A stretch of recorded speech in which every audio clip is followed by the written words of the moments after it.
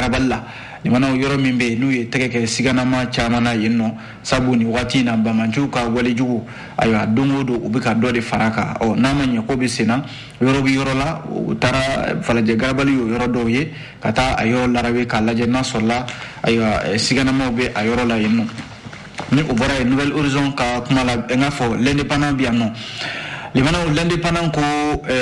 kalanso minnu be ni anga demseni minnu be nu be kenya kalanke nu e école de santé uye limana ajala ka fo a kenyere kalanso shegin de be minnu ni umaya maria ka nyondan ke nyina san laba nyondan na ka sabu ke munye ko yamara 7 bolo ka deleli ke ka kalanke o lu ko ninga kalandew limana ko lu semaye nyina nyondan laba na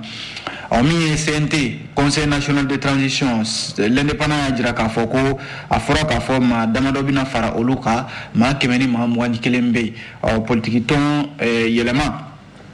ale ajira ka fo ko ale koni felante okoy ko sabu ko ni nafolo chienwere de damne to yetuguni l'indépendant yo kuma fo l'histoire de Bamako ale fana ajira ka fo minye premier ministre ani CNT nyamoba colonel Maliki Diaw oluni nyonche ko abina fo premier ministre shogel ko kala maiga halsa amanyina de sabu shogel watim na fora ka fo ayo kalata 7 kura no nouvelle loi électorale shara kura min tarakuwa kalata barakenai ni sente mawjena nayi nga limana wujena nawo yaso yejela machama de do akonnala kwa kere na fo maluya de kanyeshi gouvernement o maliami no be gouvernement kabi kabina fo shogel agente no halsa akonta kembe amanyine nga limana mimba akono kanyeshi ayo sente nyamauma limana ko tenyumai soade Bamako akuma do de wana boy reporter ambi fasiri kunchani ale koni wakati inte keleke kumaye limana wakati mina anga jamana konnala minye bamanchewe olubu sondongodo wakati fanate politiki kele anga jamana konade reporter yo kumafo ko ndolatan hukuma fana konnala ayo anga jamana nyemo olu dade ne do ndolatan ko hukumu konnala ka sorodum limana gele abade be anga sina ndolatan konnala bi ni jamana nyemo mala ko fana kuma fo gelabi na dondo la reporter yo kuma fo amina ulakale aw yesisa limana nga yana ngaselima amba damne ni face de 7 les soirées faso ka face de 7 do akumana ako jamana kuntigi no ye franje la fanga nyemo baye colonel Assimi Goïta ayo ale anga marabulu nyemo no ye gouverneur ye ayo bismillah kunungo fama yere dawaro la kuluba salde banque konnala o kera premier ministre shogel ko kala maiga nyena o kera sente nyemo ba colonel Maliki Diaw ale nyena ani fangablo ma belajile no ye gouvernement ma chamay fota se anga marabulu no région no ye o nyemo ani Bamako district o gouverneur limana ni nyoy le sor ka fola jamana kuntigi ka wele bla gouverneur ma no yanga marabulu nyemo ye oluka segana aya uni jamana kuntigi ka sigi ka kuma ka hakilla falen ke allaini munye ode ka gouverneur numbela jele folo laini folo minye ka gouverneur nu yera ku si ku lame u yera ka marabulu konnala gelaj men de sega soroy o kera kena ko yo o kera kalango yo o kera sira ko yo o kera fe ni haramadian yere magobi jola le mana ku gelaw fo flana munye ministre FFB ni ayo olu be gouvernement konnala olu fana bina jabi di gouverneur nu ka laini minu fora ka se ka jabi di ola nindi hakilla ba flay le sor ka fola kuma kera minga jamana kuntigi colonel Assimi Goïta baraw damne la kunu ale yere ye kumata jamana ako niya ye ay wele bla gouverneur ma ako ni watina yelamani chama de be kan laini mali konnala bi o doy Assise nationale de la refondation ANR o baraw kera namanye ka fo jakulu yere sigira o baraw biseka o jabu biseka do bala chukumina ani kalata labon be sena kalata minun be no ye jamana kunti kalata ni referendum ni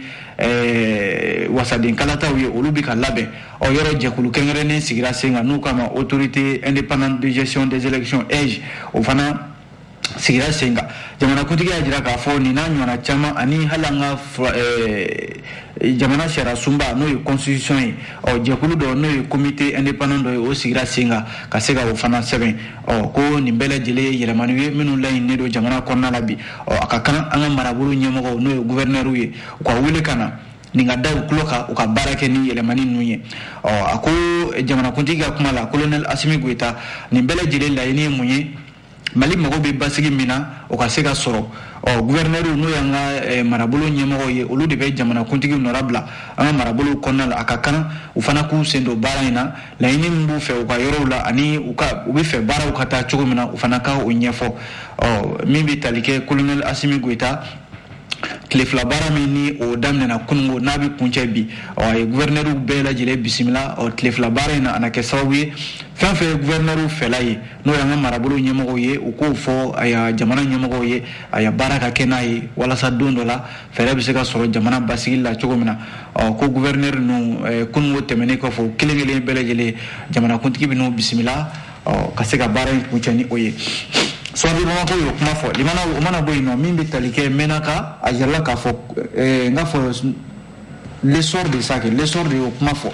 o mana bɔ yen l'essor kelen in kɔnɔna la limana a yɛrɛla k'a fɔ kunungo Menaka ko maa 4 ɲɔgɔnna olu fagara a ya wulikajɔ dɔ sen fɛ wulikajɔ in tɛ dɔwɛrɛ ye l'essor ka fɔ la ko ɲɔgɔndankɛla dɔ n'o ye baccalauréat kɛbaga dɔw ye olu de bɔra u ka dugu la ka na baki kɛ min Menaka ale dugu kɔnɔna la waati min na olu labɛnnen don k'u bɛ segin ka taa u bɔyɔrɔw la u kun jɔn bɛ ka min y'an ka finitigi dɔw de kɔnɔ walasa olu bɛ se ka u kɔlɔsi k'u dɔdɔ ka taa n'u ye bɔyɔrɔw la olu jɛlen don makɔnɔni na waati min na walasa u ka se ka kisi bamaci wale tigilamaw tɔɔrɔ ma sira kan ko sigarama dɔ de bɛ yen ale de nana munumunu a ya kalanden ninnu jɔlen k'u ka bolimafɛnw kɔnɔ u bɛna taa waati min na o ma kofɔli min n'ale nana dɛ ale nana don jama cɛ la maaw kɔni y'a kɛ siganama ye siganama min ni ayiwa maaw firila ka kɛ a kan sabu maaw y'a jira k'a fɔ ko bamanci don jatigɛ wale kɛbaa de don o de kɛra sababu ye jamana marifaciw ni ayiwa wulikajɔw caman bɔra o la o kɛra sababu yɛrɛ marifakisɛ yɛrɛ ye muso dɔ n'a den sɔrɔ ko pinɛjeniw ani ka siraw tigɛli o bɛɛ lajɛlen bɔra a ko hokumu kɔnɔna la sabu maa kofɔlen maaw kɔni firila ka kɛ a kan u y'a gɛn fo ka taa tɛgɛ kɛ a la ka ci fo k'a fa limanaw lesɔrɔ ka fɔla ko Menaka dugu kɔnɔna la a kɔni kɛra wulikajɔba de ye kunungo ayiwa kalanden minnu bɛ yen n'olu tun bɛ fɛ ka segin ka taa u sigiyɔrɔw la ni nin ko nana bɔ o la a kɛra wulikajɔba de ye finitigi minnu bɛ Menaka a yɔrɔ kofɔli in na olu ye wulikajɔw kɛ limanaw ka se ka ayiwa min ye kalanden ninnu ye u lakana ani Menaka dugu fanfɛla bɛɛ lajɛlen u ye ladilikan yɛrɛ di jɛkulu fɛn fɛn bɛ yen n'o bɛ Menaka dugu kɔnɔ n'o ye ayiwa bamanci jɛkulu ye k'u bɛɛ lajɛlen k'u ka dagaw ta ka bɔ Menaka dugu kɔnɔ u ka t'u sigi yɔrɔ wɛrɛ kaban b'an kuma la kunungo yɛrɛ ko dɔw bɛ yen nɔ olu seginna ka na Menaka dugu kɔnɔ u ka suguw la ka na u ka balow san ka taa ni o ye min ye Abdramane Touré AMAP min bɛ Gawo ale de ka sɛbɛnni ye nin l'essor an ye nin sɔrɔ a kɔnɔna la bi o mana bɔ yen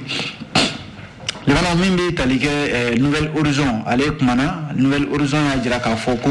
ayiwa MINUSMA bɛ ka mun de kɛ bi kɛrɛnkɛrɛnnenya la finitigi maa 49 minnu bɛ yen n'olu ka kuma bɛ sen na bi ayiwa n'a ɲɛ sen tɛ ka sɔrɔ a ko la fɔlɔ maa 49 minnu n'a fɔra k'a fɔ Côte d'Ivoire kɛlɛcɛw don juillet kalo tile 10 tɛmɛnen na limana olu minɛna Mali la yan nɔ n'i ye jateminɛ kɛ ayiwa MINUSMA ale tɔgɔ bɛ ko in na ka sababu kɛ mun ye a fɔra k'a fɔ kɛlɛcɛ ninnu u nana MINUSMA ale de ka hukumu kɔnɔna la nka limanaw n'i ye jateminɛ kɛ min ye diɲɛ bolofara ka kɛlɛcɛ minnu bɛ Mali kɔnɔna la yan n'o ye MINUSMA ye limanaw ko u fɛla a na kɛ u ye sɛbɛnni dɔ kɛ k'u fɛla fɔ a ko in na sɛbɛnni in kɔnɔna la limanaw MINUSMA k'a fɔ la ko ni kɛlɛcɛ minnu filɛ nin ni u minɛna Bamako pankuruji kɛnɛ Senukaw fɛ yen nɔ MINUSMA y'a jira k'a fɔ ko maaw don minnu bɛ yen ni u nana ka na ayiwa base min filɛ nin n'u k'a ma base NSA n'o bɛ Allemagne jamana tɔgɔ la ko ka olu lakana ko nka maaw kun ko ko o ni o kun kan ka taa Tɔnbukutu de k'a sɔrɔ ni o kuma o tɛ tiɲɛ ye k'a fɔ de k'u bɛ taa Tɔnbukutu ka taa lakana kɛ yen nɔ MINUSMA tɔgɔ la ayiwa MINUSMA y'a jira k'a fɔ o kuma in tɛ tiɲɛ ye k'u nana hukumu kɔnɔna la o de ye base min filɛ nin ni n'u k'a ma ko NSA Allemagne tɔgɔ la k'a kun nana o de lakana ni jateminɛ kɛ MINUSMA tilala k'a jira tuguni a ka sɛbɛnni in kɔnɔna la k'a fɔ ko ninnu ka nani cogoya olu kɔni tun t'a kalama foyi ma fɔ olu ye ni jateminɛ kɛ MINUSMA tilala k'i kanto k'a fɔ ko ayiwa contrat min n'o ye baaraɲɔgɔnya ye n'o b'u ni Allemagne jamana cɛ ko ale fana t'o kalama n'o de ye Allemagne ka base min filɛ n'o ye base NSC ye k'u t'o fana lakanani kalama MINUSMA tilala k'i kanto a ka gafe in kɔnɔna la k'a jira k'a fɔ ko maa kofɔlen ninnu a bɛ fɔ minnu ma ko éléments nationaux de sécurité jamanaw ko a maa minnu bɛ yan kabi san 2022 juin kalo la k'a bɛ se maa 900 ani maa 600 ani maa 9 ɲɔgɔnna de ma olu cɛla a bɛ fɔ minnu ma ko éléments nationaux de sécurité ko k'a fɔra k'a fɔ Côte-d'Ivoire ka kɛlɛcɛw b'olu la ko nka k'u fana tɛ tiɲɛ ko Côte-d'Ivoire ka kɛlɛcɛw furadama u ma kɛ nin maa kofɔlen ninnu cɛla a dun fɔra k'a fɔ maa 49 minnu minɛna o dongo juillet kalo tile 10 lemanaw k'a bɛɛ lajɛlen Côte-d'Ivoire ka kɛlɛcɛw ye ko wa k'u nana NSC kelen o de hukumu kɔnɔna la limanaw yɔrɔ nin ye kuma fila ye kuma minnu bɛ ɲɔgɔn sɔsɔ o MINUSMA kelen de tila k'i kanto k'a fɔ ko ninnu ka nali la minnu bɛ yen n'a fɔra k'a fɔ u nana Côte-d'Ivoire jamana tɔgɔ la NSC ayiwa o ye jɛkulu min n'a fɔra k'a fɔ u nana o tɔgɔ la ko olu t'o kalama wa olu t'a a maa hakɛ yɛrɛ fana da dɔn olu dun tilala ka maa hakɛ min da fɔ sisan n'o bɛ se maa 600 ni maa 9 ma k'u bɛ NSC in kɔnɔna la yɔrɔ limanaw ni kuma ninnu mana fɔ e yɛrɛ min n'i b'a lakale a bɛ ɲagami i bolo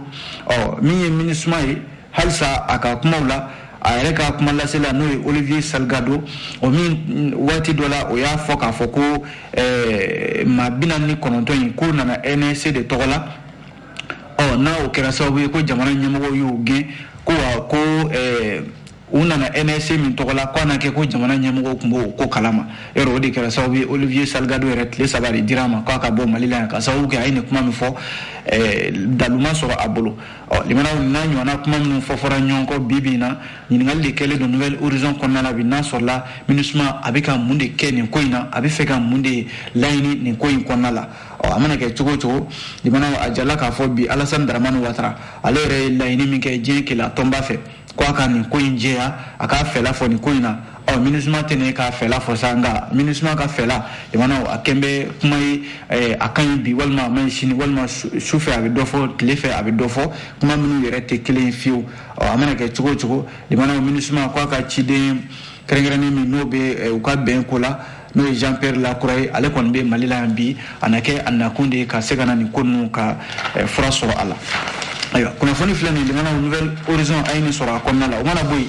min ye ale Nouvelle Horizon kelen in na lakanako hukumu kɔnɔna la a jarala k'a fɔ an ka finitigiw n'o ye polisilakaw ye k'olu ye wulikajɔba dɔ kɛ juma tɛmɛnen yɛrɛ juillet kalo tile 22 a jarala k'a fɔ nin wulikajɔba min filɛ nin ni a taara ka ɲɛsin Farajɛ Garabali ma ko kun wɛrɛ t'a la sabu ni ye jateminɛ kɛ bamanciw ni waati in na a bɛ n'a fɔ u bɛ fɛ ka ayiwa taabolo kura wɛrɛ de ta Mali kɔnɔna la ka se ka bamanciya wale ka dɔ fara a kan ala kojugu yɛrɛ min kɛra juma tɛmɛnen ka ɲɛsin kan min filɛ nin ayiwa Kati kan Sunjata limanaw a ye bɛɛ dabali ban k'a bɛna fɔ o ye bamanciw ka cikan kɛrɛnkɛrɛnnen de ka ɲɛsin ayiwa Mali jamana ma damatɛmɛ wale tigilamaw n'o ye terrorisiw ye limanaw ko u bɛ nin wale min na nin ye ka taa fɔ jamanakuntigi yɛrɛ dagayɔrɔ kan de Kati kan Sunjata kɔnɔna la n'a ma ɲɛ ko bɛ senna an ka finitigiw y'a jira k'a fɔ o kɔni a tɛ taa wulikajɔ kɔ o fana filɛ nin k'u ka dɔnse falen finitigiw ye wulikajɔba min kɛ ka ɲɛsin ayiwa Farajɛ Garabali ma o dongo ayiwa bagan feereyɔrɔba min filɛ nin ye k'a kɛra sababu ye limanaw min ye siganama caman de ye u ye tɛgɛ kɛ olu la a bɛ se maa 30 ɲɔgɔnna ma wa ko bolimafɛn sen 2 u sera ka o dɔw yɛrɛ minɛ a ma kofɔlen ninnu bolo finitigi minnu filɛ nin ye ni o ye unité spécialisée de la police nationale ani brigade spéciale d'intervention BSI brigade anticriminelle BAC unité mobile de sécurité intérieure UMSI ani garde nationale groupement mobile de sécurité maintien de l'ordre GMSMO ani 7e arrondissement fo ka taa se 10e arrondissement ma aya olu de ni wulikajɔ ba in kɛ min kɛra sababu ye siganama caman tɛgɛ kɛra olu la les Nouvelle Horizon bɔlen kɔ ye l'indépendant bi yan nɔ a kumana l'indépendant ya jira k'a fɔ ko min ye an ka kɛnyɛrɛ kalanso minnu bɛ yen ni aya olu ɲɛsinnen don kɛnɛya ko ma école privée minnu bɛ yen ni olu de bɛ kɛnɛya kalanw kɛ limanaw ko 8 bɛ yen bi olu ma yamaruya ka san laban ɲɔgɔndanw kɛ k'a sababu kɛ mun ye ko yamaruya sɛbɛn tɛ u bolo ka dayɛlɛ o la sa dɛmɛ tɛmɛnen na a jirala k'a fɔ juillet kalo tile 23 o bɛnna san laban ɲɔgɔndanw ma kɛrɛnkɛrɛnnenya kalanden minnu bɛ yen n'u bɛ kɛnɛya kalanw kɛ an ka jamana kɔnɔna la yan a jirala k'a fɔ ni kalanden ninnu fɛn fɛn bɛ yen n'o yera ni kalanso 8 in kɔnɔna la limanaw kolon kɔni sema ye ayiwa ɲɔgɔndan ninnu na dɛ ayiwa k'a sababu kɛ mun ye directeur national min filɛ nin ye an ka sanfɛ kalanso kunna ni o ye Bakari Kamara ye ale ye kunnafonidilaw wele ka ɲɛfɔli k'u ye k'a f'u ɲɛna ko ayiwa kalanso 8 bɛ yen olu tɛ yamaruya kɔnɔna la wa u ma yamaruya u ka ɲɔgɔndanw kɛ o kalanso 8 na Institut national de formation Croix-Rouge malienne o b'a la n'o ye INFSSCRM école de santé Kala de Bagineda ESKB o b'a la ka taa se école de santé Ba Aminata Dougouré ESBAD l'école de formation des agents de santé Bakari Diakité ESBAC l'école privée de santé de Fana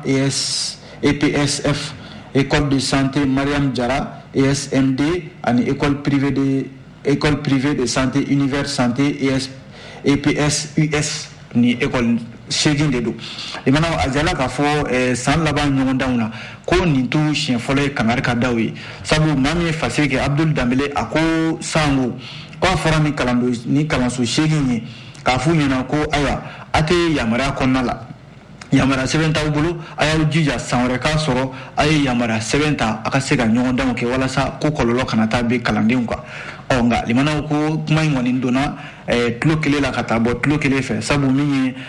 ni kalanso ninnu ye a tigiw a fɔr'u ɲɛna k'a fɔ k'u bila sariya kɔnɔna la nka ɲinan sera limanaw k'a sɔrɔ u ma se k'u bila sariya kɔnɔna la a diyagoyara min ye directeur général de l'enseignement supérieur et de la recherche scientifique directeur n'o ye Bakari Kamara ye ka se ka kalanso ninnu k'u datugu ko a yɛrɛ ka fɔ la kalanso ninnu olu yɛrɛ ka jate la kalanso ninnu yɛrɛ kɔni tɛ yen fiyewu n'i y'a mɛn i b'i ma datugu k'a fɔ a ka bila sariya kɔnɔ o y'a sɔrɔ a tigi yɛrɛ bɛ yen ko olu yɛrɛ ka jate la kalanso ninnu kɔni u tɛ yɛrɛ fiyewu a kɛra i n'a fɔ fɛn min yɛrɛ ma deli ka kɛ yen o b'a jira k'a fɔ ni kalanso ninnu limanaw u bɛɛ lajɛlen kɔni datugura hali n'a sɔrɔla k'a fɔ u na siɲɛ wɛrɛ ɲini k'u bila hakɛ kɔnɔna la ko nka jamana t'u lakodɔn bilen wa u tɛna kalan kɔni kɛ bilen a dun fɔra k'a fɔ kalanden somɔgɔw ye n'a b'aw denw bila kalansow kɔnɔ n'a b'u tɔgɔ sɛbɛn a ye kɛnyɛrɛ kalanso ninnu a y'u sɛgɛsɛgɛ kosɛbɛ k'a lajɛ n'a sɔrɔla o bɛ sariyaw kɔnɔna la ko n'o ma ɲɛ a ye taa ministeriso min bɛ sanfɛ kalanso kɔnɔ a k'u ɲininka u b'aw ka bila la walasa a denw kana taa bila kalanso kɔnɔna la minnu bɛ yen ni u b'u kalansow dayɛlɛ u yɛrɛ ka nafa kama a tɛ kɛ ni kalan yɛrɛ o ɲɛ sɔrɔli jamana kunnafoni filɛ nin ye l'indépendant kelen ka kuma la yɔrɔ a fɔra k'a fɔ jamanakuntigi fɛ ko min ye an ka député minnu bɛ yen n'o bɛ CNT kɔnɔna la n'o ye ayiwa CNT députéw ye ko maa 26 kura o bɛna fara u kan o maa 26 kura min filɛ nin ye n'a bɛna fara u kan k'a kɛ ayiwa maa 100 ni maa 47 ye nin waati in na maa 100 ni maa 21 o de bɛ CNT kɔnɔna la min ye o kuma fɔlen min ye parti yɛlɛma o ɲɛmɔgɔ Yusuf Jawara olu ye bataki dɔ kɛ k'a fɔ ko bataki in kɔnɔna la olu kɔni tɛna olu sen tɛna ye nin ko in na n'a fɔra k'a fɔ hali parti yɛlɛma k'a ka maa di k'olu tɛna maa di a ko la sabu olu kɔni ka jate la maa 26 kura min ni o bɛna di jamanakuntigi ye laɲini min kɛ a ko hukumu kɔnɔna la juillet kalo tile 21 tɛmɛnen na ko olu ka jate la nin bɛna fɔ ka dɔ de fara jamana a ka musakaw kan ko nafa foyi tɛna ye a la an bɛ gɛlɛya dɔ la o ma ban fɔlɔ n'a fɔra k'a fɔ ko ka dɔ fara CNT maaw kan yɔrɔ o ye ka nafolo wɛrɛ de bɔ tuguni ka fara min ye nin ko kan min ye Amidu Dunbiya ye ale min yɛrɛ ni ale ye kuma lasela ye parti yɛlɛma kɔnɔna la a ko n'i ye nin maa 26 in n'i ye a fara CNT maaw kan limanaw nafolo min bɛna bɔ jamana kunna jamanadenw fana kunna limanaw k'a bɛna se miliyari 1 a n'a kunkanfɛn de ma yan'a ko ka kɛ ko miliyari 1 o bɛ se ka kɛ ka fɛn wɛrɛ kɛ kunnafoni filɛ nin ye limanaw an ye nin bɔ l'indépendant kɔnɔna la ni o bɔra ye le soir de Bamako an bɛ don ale kɔnɔ limana mi soir de Bamako fela bi ako loi électorale no ye sharia min tara ko ka aywa kalata baraw kenni aye loi électorale limana halsa a kuma chali lo de anake sharia min tara sente mawfe ko abna fo halsa amabe premier ministre Shogel ko kala maiga alema ka sawuge muye le mana ko premier ministre amidum ne ko bi mado mini atinyina de mado mini aywa ni ko kerala atinyina ako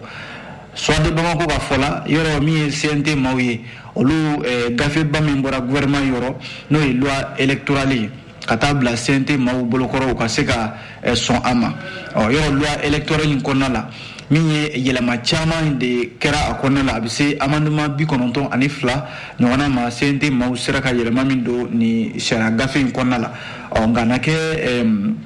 kera ina fo mali afasudo min tara ka bo sente yoro ka si gouvernement sente dunya jira ka fo fanga bena atasira de do fanga be sente la ale be barake no o de ka kuma ni jamana de kuma dai fanga be gouvernement fanana o ye min mana layini jamana ɲɛmɔgɔ fɛ olu de b'o baara kɛ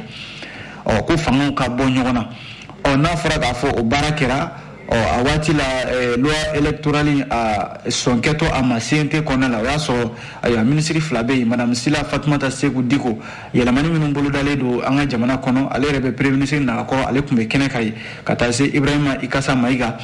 min ye refondation ministre ye ale fana tun bɛ kɛnɛ kan limana ni ministre fila in ninnu minnu ni sariya kofɔlen sɔn kɛra ma CNT maaw fɛ nka a na kɛ a ma kɛ u fɛlaba ye kosɛbɛ an bɛ don min na ko bi yɛlɛmaba min fana donna ni loi électorale in kɔnɔna la yɔrɔ autorité indépendante de gestion des élections a fɔra k'a fɔ maa 7 o de tun bɛna sugandi a kɔnɔna la o maa 7 in na maa 4 bɛ yen premier ministre kelen de tun bɛna olu sugandi a tɔ maa 3 limana o bɛ tila CNT ani jamanakuntigi ni ɲɔgɔn cɛ nka a nana kɛ yɛlɛma min donna loi électorale la a bɔra maa 7 la ka n'a kɛ maa 15 ye o maa 15 la maa kelen pewu de bɛ yen o dira premier ministre ma yɔrɔ o ye dimiko ye fana ye premier ministre ale ta nana kɛ maa kelen a tɔ o tilala société civile politique tɔnw ani jamanakuntigi o ni ɲɔgɔn cɛ k'a sɔrɔ dun kɔrɔlen la politique tɔnw ani société civile olu si da kun tɛ nin ko in na o bɛɛ lajɛlen kɛra furugufurugu ye min tɛmɛna premier ministre ani CNT maaw ni ɲɔgɔn cɛ ko nka an bɛ don min na ko bi limana CNT ale kɔni sɔnna ka nin sariya kofɔlen k'a ta ko bɛɛ de da ka don a la a kana kɛ maa kelen ka ko ye dɔ ka fɛla o ka ta ka kɛ ka jamana baara kɛ CNT maaw ko k'o tɛ se ka ɲɛ ko nka limana an bɛ don min na ko bi a bɛ n'a fɔ nin ko in a ma bɛn premier ministre ma dɛ sabu an bɛ don min na ko bi premier ministre dimi min b'a kan halisa a bɛ k'o dimi a bɛ ka bɔ yɔrɔ de ɲini o la kunnafoni filɛ nin ye limana ne ka kuma tɛ an ye nin bɔ soir de Bamako kɔnɔ an b'a kuncɛ ni min ye teliya la o ye reporter ye limana min ye reporter ye a ko an bɛ waati min na ko sisan limana bamanciw b'u sɔn ko nka an fana k'an janto dɛ politikimaw de ko don olu ka kɛlɛ min n'o bɛ senna ko o politikimaw k'u janto u k'a lajɛ u cɛ kɛlɛ u k'a lajɛ u k'a bila kɛrɛfɛ u ka jamana lajɛ reporter y'a jira k'a fɔ a bɛ waati damadɔ bɔ sisan bamanciya wale bɛ ka lamaga an ka jamana kɔnɔna la a la laban min n'o kɛra n'a ye bɛɛ dabali ban o kɛra ka ɲɛsin Kati kan belebeleba in ma n'o ye kan Sunjata ye jamanakuntigi yɛrɛ dagayɔrɔ n'i ye jateminɛ kɛ kan Sunjata kɔnɔna la jamanakuntigi bɛ yen nɔ min ye ministre de la défense et des anciens combattants ale fana bɛ o yɔrɔ kofɔlen na n'a fɔra k'a fɔ bamanciw taara bɛn o yɔrɔ kofɔlen kan limana a bɛ maa bila ka i yɛrɛ ɲininka reporter ka fɔ la a b'a jira k'a fɔ an ka lakana hali sisan jija kan ka don a ko la an b'o la waati min na finitigiw bɛ ka jija sugu bɛɛ lajɛlen kɛ minɛn minnu b'u bolo walasa u ka se ka jamanadenw n'u bolofɛnw lakana o waati kelen limana min ye politikimaw ye olu fana sigin bɛ u ka kɛrɛfɛ kɛlɛw la a ma mɛn dɔgɔkun laban tɛmɛnen na politiki tɔn dɔ wulila k'a ɲini Mali premier ministre fɛ n'o ye Shogel Kokala Mayiga ye ko a ka walan sɛmɛ sabu ko kuma dɔw bɔra a da kuma minnu bɛ yen ni o bɛ dɔ fusaya dɔ ye kalata natɔ ninnu na kabo kuma fara politiki tɔn caman wulila k'a ɲini Mali premier ministre fɛ k'a ka walan sɛmɛ reporter y'a jira k'a fɔ an bɛ nin lakanabaliya min kɔnɔ k'o tɛ se ka kɛ waati min bɛ yen ni politiki tɔn ni fanga bɛ se ka wuli ka ɲɔgɔn sama ko kura k'a fɔ karisa ka bɔ a la walima karisa ka don a la an k'a to fɔlɔ ni jamana basigira ni lakana ko ni o bɔra an dala waati min na ayiwa an na sɔrɔ ka laɲiniw kɛ laɲini minnu bɛ n'o ye an fɛlaw ye reporter y'a jira k'a fɔ an bɛ don min na ko bi politikimaaw kɛlen kɔ ka nin kuma fɔ yɔrɔ minnu bɛ yen n'o bɛ premier ministre yɛrɛ nɔfɛ n'o ye M5 maaw ye olu fana ma u sariya a jaabili la sabu olu ye politikimaa ninnu fana jaabi communiqué dɔ kɔnɔna la k'a f'u ɲɛna ko premier ministre wa a tɛna taa yɔrɔ si a tɛ nord da an b'a kuncɛ ni min ye o ye farikolo ɲɛnajɛ ye limanaw farikolo ɲɛnajɛ kɛrɛnkɛrɛnnenya la senna ndolantan ko gɛlɛya b'a kɔnɔna la bi ko nka jamana ɲɛmɔgɔw dadinnen don a ko la ko n'i ye a jateminɛ an ka fanga tigilamaw minnu bɛ yen ni olu bɛ jamana mara kunna bi ni u ɲɛ bɛ ko wɛrɛ la ko k'u ɲɛ kɛrɛ jɛngɛ ka senna ndolantan ale fana kɔnɔna la bi sabu ko dɔ bɛ yen bi n'u m'u janto jamanaw don nataw la bolo tɛ se ka gɛlɛya kunbɛn dɛ ka sababu kɛ mun ye ko kosa in na min ye fédération malienne de football a comité exécutif ko a bɛ ka sariya fɛn fɛn bɛ yen n'o bɛ FEMA foot kɔnɔna la k'u bɛ ka a bɛɛ lajɛlen de yɛlɛma ka se ka u yɛrɛ to fanga la wa ko min ye ligue régionale minnu bɛ yen n'o bɛ Kulukoro Segu Tɔnbukutu Gawo Kidal ko o ɲɛmɔgɔw olu fana labɛnnen don utukalo tile fɔlɔ natɔ in na k'u bɛ fɛ ka taama de kɛ taama min bɛ yen n'a bɛ ɲɛsin fédération malienne de football a comité exécutif k'a fɔ a ɲɛna ko a ka walan sɛmɛ k'a sababu kɛ ko a bɛ ka baara kɛ cogo min na baara kɛcogo m'u diya limanaw an bɛ gɛlɛya wɛrɛ la min ye senna ndolantan ale fana ko gɛlɛya dɔ b'a kɔnɔ ko jamana ɲɛmɔgɔw k'a lajɛ u k'u ɲɛ kɛrɛnjɛ k'o fana lajɛ n'o tɛ n'a gɛlɛya ko k'a bɛ wuli yɔrɔ maaw hakili b'a la a gɛlɛya in kun wulila ala ma hinɛna Ibrahim Bokar Keita ka tile la ala farala an ka gɛlɛya in ji sera ka kɛ a kan nka Zena reporter ko n'a wulila Zena bolo tɛ se k'a kunbɛn dɛ yan'a dun ka s'o ma u k'u ɲɛ kɛrɛ jɛngɛ k'a lajɛ limanaw a bɛ dan sigi kɛ kunnafoni gafe minnu n'an sera ka olu sɔrɔ k'olu lakali aw ye bi o kuma an b'aw fo ka aw waleɲuman dɔn ni ala sɔnna an na ɲɔgɔn sɔrɔ yan sini gafe kuraw mana bɔ k'o lakali aw ye ladira kɔnɔna la a k'an bɛn diɲɛ waati wɛrɛ